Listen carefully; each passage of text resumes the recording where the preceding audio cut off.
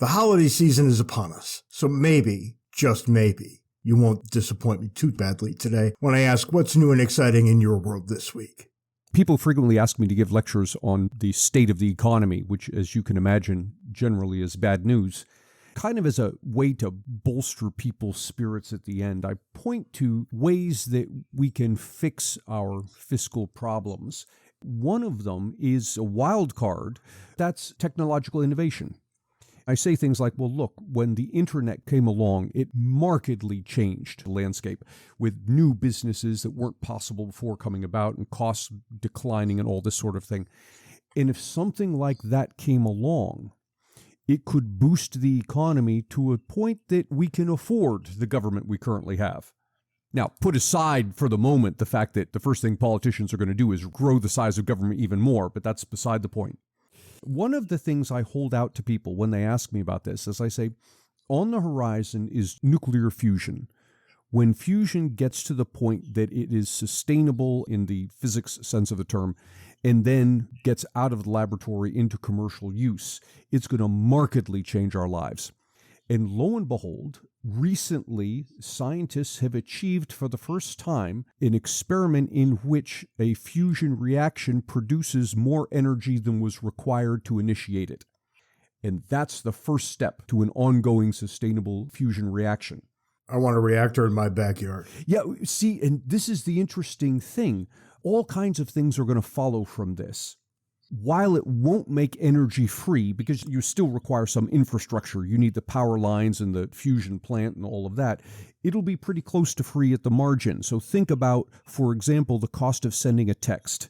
The cost of sending a text is zero, given that you have the phone and the subscription plan, whatever that is. It'll be the same kind of thing. You'll have a subscription plan to your local electrical provider, and then beyond that, any electricity you use will be basically free.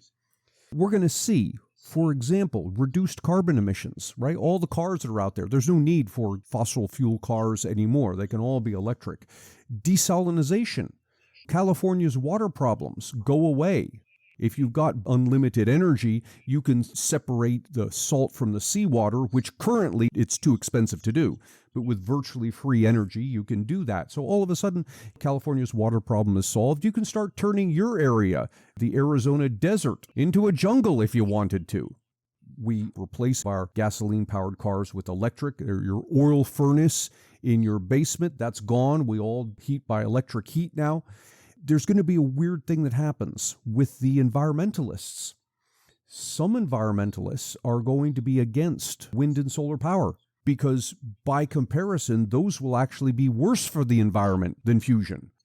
As carbon emissions drop dramatically, other environmentalists will actually be for a return of fossil fuels. Because as we all switch to electric cars, we're going to discover that the batteries require toxic metals that are going to be bad for the environment. All of a sudden, you're going to get environmentalists saying, well, yeah, but the gasoline-powered engines actually were better for the environment given the number of electric cars that are now out there. And watch out for those who are going to be against this new power. The biofuel industry, including some of the agricultural industry. We grow a tremendous amount of corn that's used in American ethanol, farmers. Right? They're going to be against it. The fossil fuel industry is going to be against it. So all of a sudden, we might end up in a situation where you find some very strange bedfellows, like the environmental lobby and the fossil fuel lobby getting together and jointly lobbying against fusion power. I would also point out that anytime you say the word nuclear, the environmentalists are up in arms. This is the thing they should want the most, but it's really the thing that they want the least. And you know this because they have made it virtually impossible to build a nuclear reactor. Good luck trying to build a new nuclear reactor. Which is astounding because the carbon emissions there are zero. I mean, that solves your problems right there. It solves the ones that they claim to be concerned about. But what they seem to want isn't a world full of clean energy, but a world that uses much less energy, which has this perverse outcome that we all have to live like paupers. That's interesting because fusion power would give you the opposite effect. All of a sudden, we'd be using much more energy. Oh, there's all kinds of things I wouldn't turn off at night if I could get this. You might be surprised to learn that the story I'm about to tell you is not the foolishness of the week. which can only tell you how foolish this week has actually been. Do you happen to watch Good Morning America? No, I never have. And that show dates back to when I was a teenager, I think. Yeah, my mother used to watch this all the time. And given the time of day that I wake up, Good Morning America is long past finished. Right. By the time I wake up in the afternoon, if that. By the time I'm at the end of my first cup of coffee, we're into the afternoon soaps. I got a video in which one of the Good Morning Americans says that data shows that pregnant people face higher rates of complication if infected with COVID-19. So the first remark, of course, if you have a terrible illness, you're going to have a problem giving birth that you normally would not have. But ask why they say pregnant people. That one went right over my head. What in God's green earth is wrong with the pregnant people? You can't say pregnant women anymore. In defense, I think there's a massive miscommunication. Some people have redefined words to mean things that other people don't mean, and consequently, none of us end up talking to each other because we're meaning completely different things when we use the same words. I can say this, Ant. If in your world it's not the case that only women can get pregnant, there is nothing left for me to talk to you about. And this comes to what do we mean by women? And that opens up a whole can of worms that's completely ancillary to the point that we're trying to make, which is that the COVID influences these people in negative ways.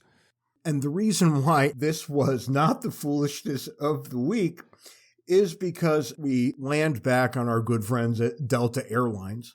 Delta's had a number of difficulties. I remember when a customer's comfort dog attacked a man to within an inch of his life. You remember that, right? Sure. And this story harkens back to that a little bit. It's a cat this time, which is already not nearly as good as a dog. And it's a hairless cat, which means it's already not as good as a cat. But the real problem here, a woman was caught breastfeeding her hairless cat on a Delta flight. I saw that headline and I went ahead and read the article. And apparently the cat was trying its best to get away from the woman. It was not interested in this endeavor at all. And I am not blaming the cat. Who, in her right mind, would think, well, here I am on an airplane with my hairless cat. I know what to do. What kind of defect must you have if you think this is acceptable? And look, I fly a lot, and I come across a lot of things on airplanes that I know to be unacceptable. Keep your shoes on. Right. Don't take your shoes and socks off and put your feet through the crack at my seat. I don't know what to say about the breastfeeding. Do you have to make a general announcement? Do you have to get the pilot to say, and if you're on board with your hairless cat, please, no breastfeeding? I've often wondered if at some point science will come back and say, oh yeah, there's this weird occurrence that if you're in a plane with the change in pressure and so forth, it messes with some people's minds. Because you see a lot of this very strange behavior on airplanes that you tend not to see elsewhere in life. Yeah, I think that people just do this stuff in their homes. Maybe that's what's going on. They feel somehow that the plane is as an extension of their home, but McDonald's somehow isn't. To get more Ant and James, buy a copy of our excellent book, Cooperation and Coercion. You can find the paper and electronic versions on Amazon and the audio version on Audible. This week, it seems to be the case that everything old is becoming new again. Are you sensing a repeating loop of behaviors? I predicted this a long time ago. What caused me to predict it was the fact that politicians kept moving the goalpost, that the lockdown would be over when we flatten the curve, and then it would be over when we have a vaccine, and then it would be over when we have herd immunity, and they kept pushing it back. And my prediction was, what would happen is that when everything settles, they'll come back and say, well, there's going to be a new variation on this thing, or maybe this was such a good idea for COVID, we should keep it all in place for the regular flu. I'm going to start us with something that I think illustrates how ridiculous things have gotten. All of a sudden, rules seem to be changing. Not the usual kind, not the kind that brought us from 3 weeks to 2.5 years. You might remember when President Trump decided that he was going to limit travel from a number of different countries, oddly all Arab. And the cry of racism went up into the heavens and never really stopped. Wasn't it obvious enough to you that there was a little bit of racism involved there?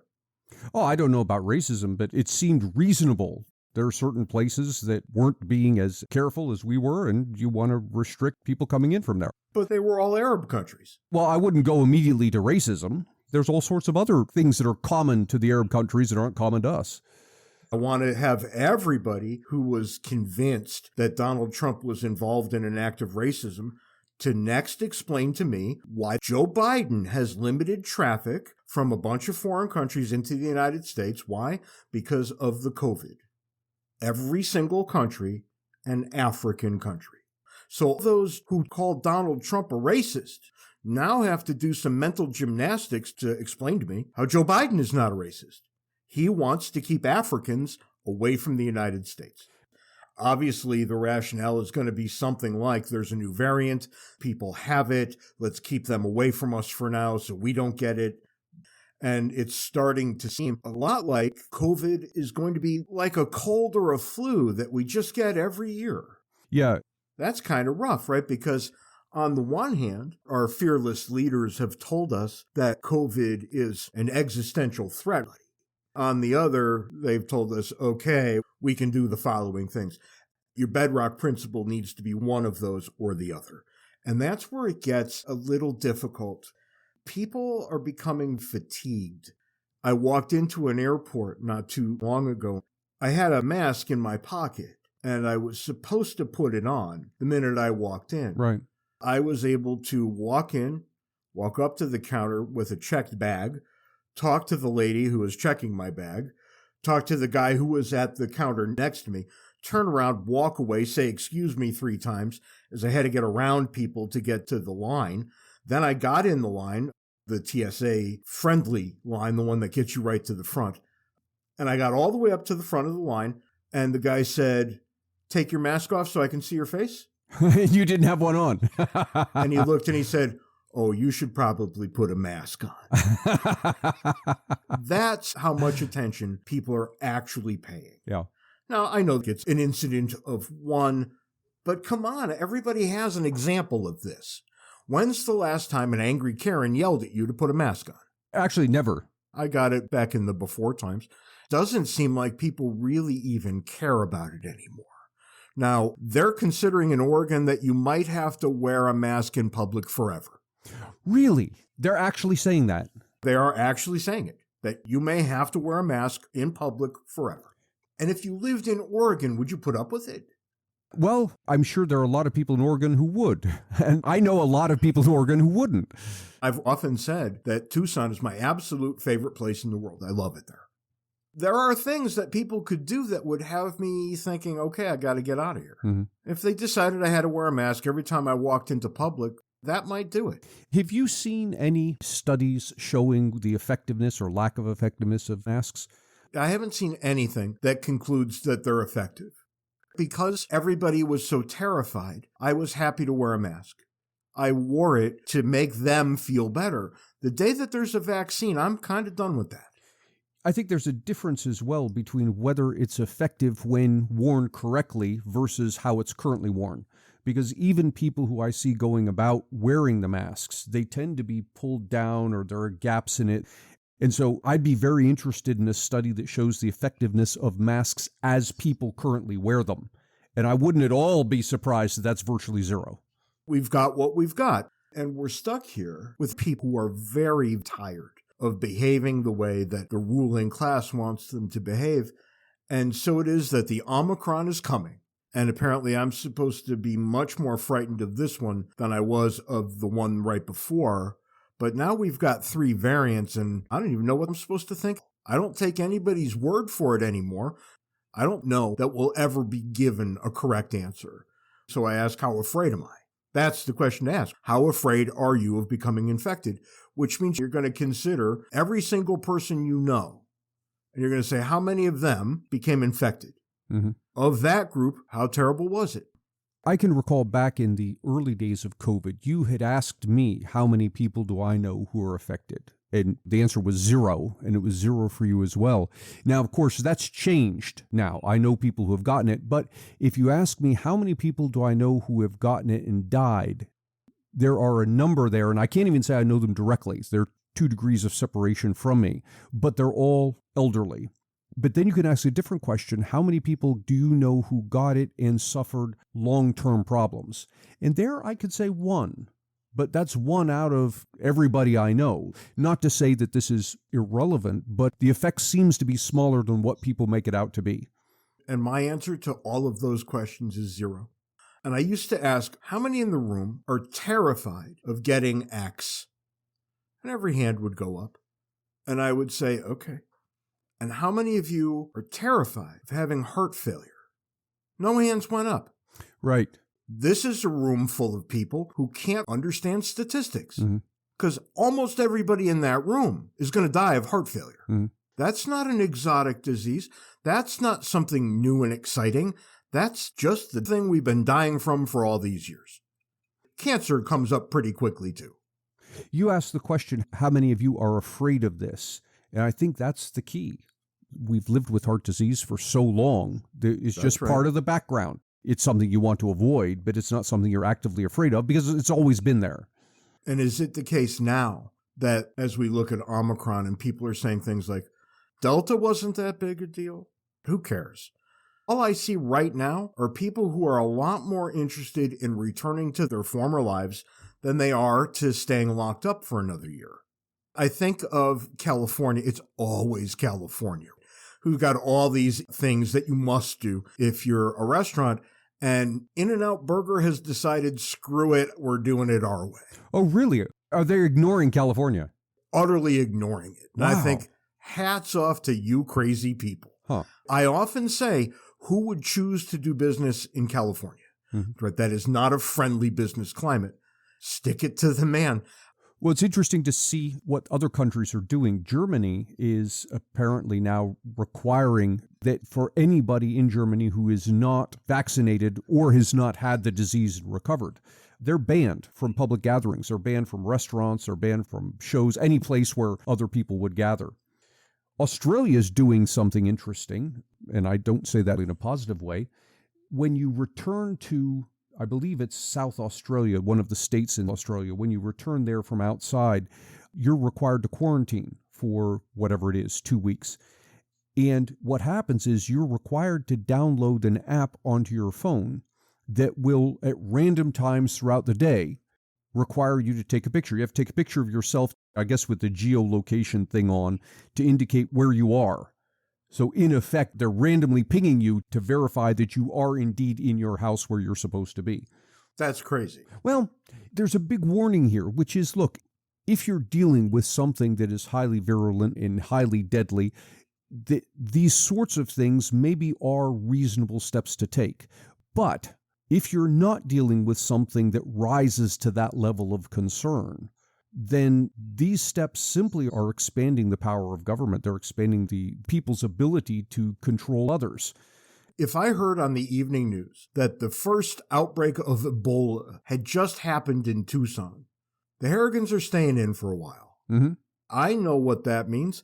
I can't imagine anybody wanting to go outside and be in large crowds if the Ebola was in town. Right. And we have to make the case that people are too stupid to know what they should really do. So we're going to make sure we do it for them. Quick, lock everything up. We lived through that for well over a year. Did it work?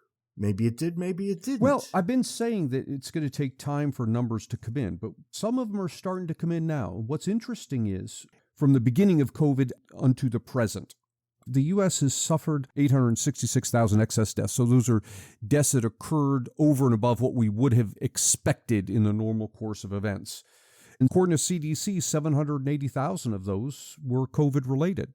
Now, you can argue with whether CDC is counting things it shouldn't be counting, but nonetheless, these are not marginal numbers. How many people died in that period otherwise? 4.8 million. So we've got... It's about an 18% up. That's significant. Yeah. That is a big deal. Yeah, and what's yet to be determined is how many of those were due to things that resulted from the lockdown or from people losing their jobs because of the lockdown. So things like suicide, things like depression and domestic violence and all of that. Those numbers are still to come out. But what we do know is that there appears to be an 18% bump in the number of deaths since the beginning of COVID. Yeah, I've been looking at this intermittently over the past 2.5 years, and it doesn't seem that suicides are up that much. Mm-hmm. I would have and did predict otherwise once upon a time. Well, there was a massive increase in calls to suicide hotlines early on. Sure, but as is often the case, even people who are profoundly miserable find a way to keep on living. Mm-hmm. But what I think we're going to see, and what I hadn't considered all that much, is we're going to find a bunch of people who didn't get in for their regularly scheduled checks. Right. And we're going to find people who have end-stage cancer who never got diagnosed because they'd stayed home for 2.5 years. Yep. And where's the first place you're not going? You're not going to a hospital.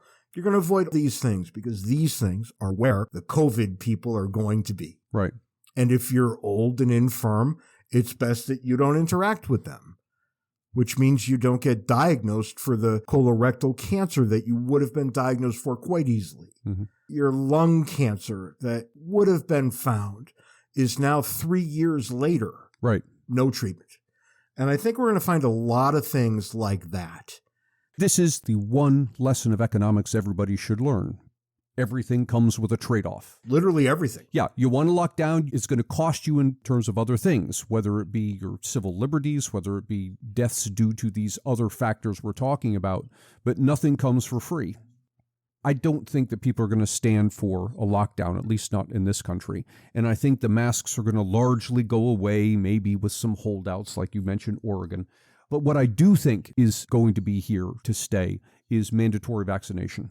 I think it's going to come to that, and everybody over a certain age is going to be required to have these things year in, year out. I don't know. It's always a choice. Unfortunately, this choice impinges on the rest of us, and people are going to say, but the flu, but the flu.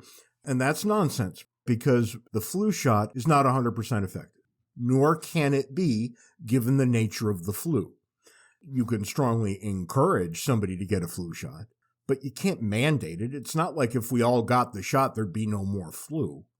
So, there's kind of a bright line distinction for you if you want to mandate something or not. How well does it work? I'd be pretty happy mandating things like chickenpox, measles, polio. Right. I have no problem whatsoever. These are things that have been eradicated by vaccination. Let's close with a somewhat amusing note that there's an industry rising up around the required quarantining.